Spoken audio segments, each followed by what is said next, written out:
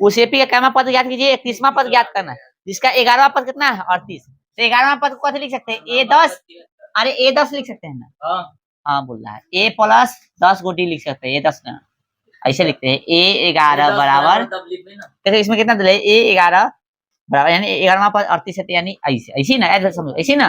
तो इसको लिख सकते हैं A प्लस कितना 10D बराबर कितना 38। तो ई ना लिख के हम डायरेक्ट ई लिख रहे, कोई दिक्कत नहीं, हाँ दिक्कत होना ही नहीं चाहिए। कितना हो गया 38,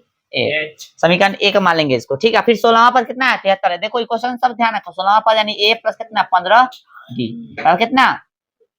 73, समीकरण ए, समीकरण 2, A और D इससे निकाल लो, A और D निकाल लो, इसके बाद 31वां पद आराम से निकल जाएगा। हम डायरेक्ट बना रहे कोई दिक्कत, चलो साइन चेंज करेंगे है ना, ई से ही गया,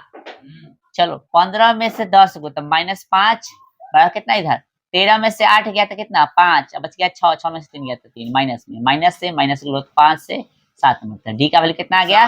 7, बोले समझ में आ गया। चलो समीकरण क्या में एक में कथी का वैल्यू रखने पर, डी का मान रखने पर, बना के आया होगा फिर भी उतारेगा, हमेशा लॉन्ग विधि नहीं अपनाएंगे, कभी कभी शॉर्ट लिखते तो उसको लिखा करो, ठीक है। चलो रखने पर, किसका वैल्यू किस में रखने पर, अच्छा एक में 38 हो गया। अब ए का वैल्यू जो है पता नहीं है, ये तो निकालना है 10 और डी का वैल्यू कितना है 7